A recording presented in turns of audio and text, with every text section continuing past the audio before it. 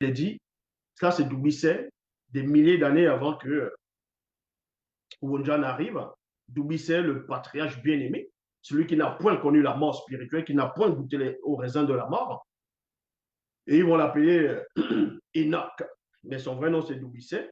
Dans Doumbissé, Kalata Doumbissé, chapitre 1, verset 276, il est dit, je vis Moutatedi sur un trône très élevé et les pans de son lin remplissaient le temple. Donc, ça veut dire qu'il avait eu la même vision. Il a d'abord eu cette vision et des milliards d'années après, il y a Wonjo aussi qui a eu la même vision.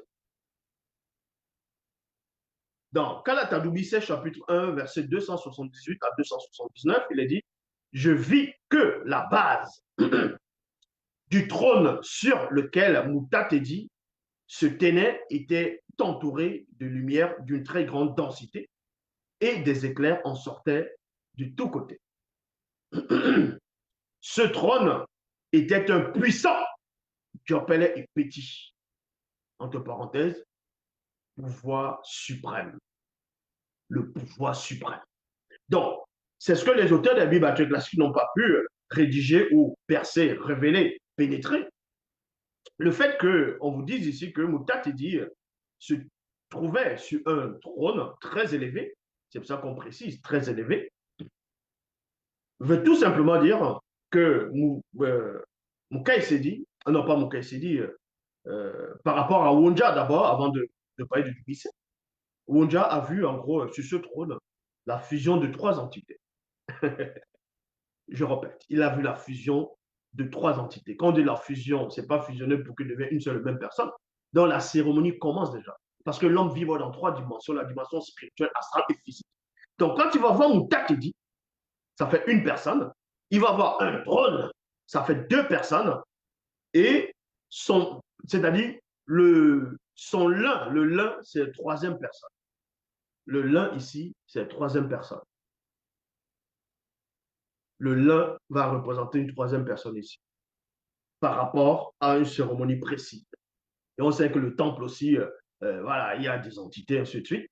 Mais là, il va voir Moutatedi sur la personnification de trois personnes en même temps. Et ces trois personnes distinctes font une seule et même, on va dire, vont conjuguer le pouvoir, vont conjuguer leur puissance. Et c'est ce que Esaïe Wonja va contempler, va voir, va pénétrer.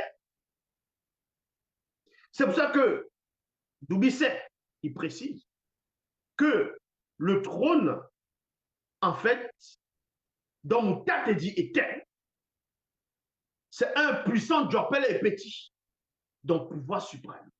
Moutatedi était sur son, c'est-à-dire manifester son pouvoir suprême. C'est pour ça que ce trône-là était là, pour montrer qu'il est Moutatedi siège en tant que pouvoir suprême.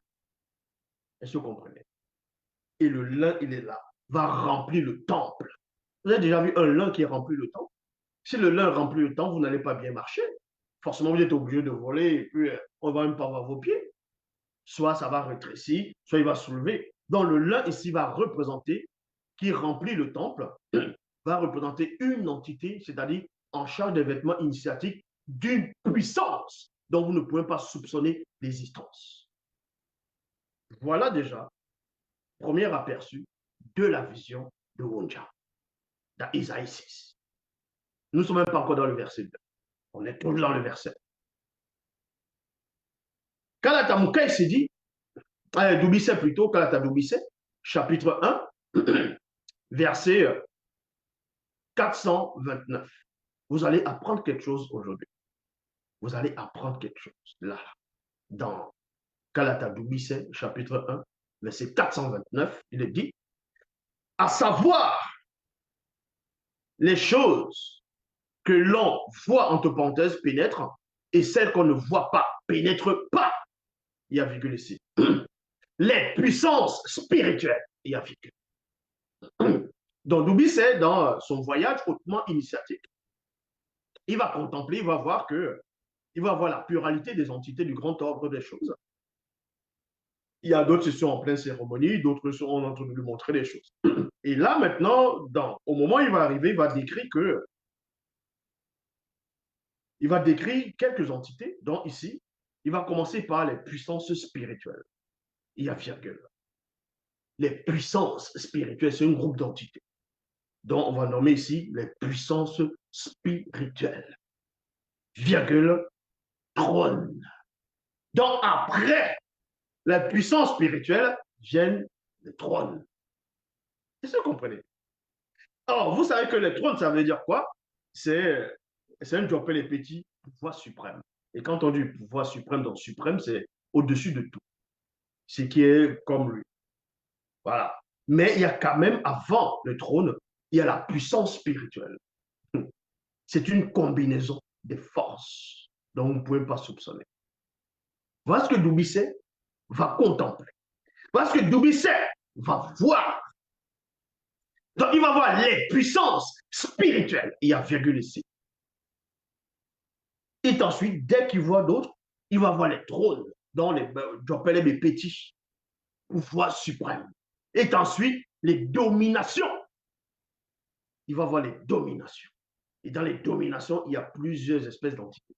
Donc, il faut comprendre que dans chaque ordre, il y a, que ce soit dans les puissances spirituelles, dans les puissances spirituelles, on peut retrouver les veilleurs, on peut retrouver les hommes vêtus de lin, on peut retrouver les bas, c'est-à-dire les bas mouloloma bounglanais, non, pas bounglanais, plutôt les bas mouloloma, on peut retrouver, voilà, que ce soit les mabao, les ophanimes, les phénix, ainsi de suite. Là, c'est une combinaison de plusieurs entités, mais qui sont dans la classe de puissance spirituelle, avec un P majuscule et S majuscule. Et ensuite, il y a les trônes, dont bon, les petits. Et ensuite, il y a les dominations. Et dans domination, on peut retrouver plusieurs groupes. Et après domination, il y a les principautés. Il y a virgule, je m'arrête dans la virgule, et j'entre dans les profondeurs. Remarquez que j'avais fait une vidéo, un live, une fois, sur l'archange Michael, qui est réellement l'archange Michel. Et les témoins de Jéhovah disent que l'archange Michel, c'est Jésus lui-même, donc c'est Yeshua. Et j'avais démontré qu'il y avait plusieurs archanges, il y a plusieurs princes, il y a plusieurs. Et l'archange Michel faisait partie des principaux chefs, donc la principauté. Donc, si vous voulez comprendre, après les puissances spirituelles, il y a les trônes, il y a domination, il y a les principautés. Les principautés, c'est, voilà, vous savez, parce que selon les bibliothécaires classiques, l'archange Michel fait partie des principautés. Et toutes les entités qui ont autorité et pouvoir. Comprendre qui pourra. 1 Roi, chapitre 31, verset 12.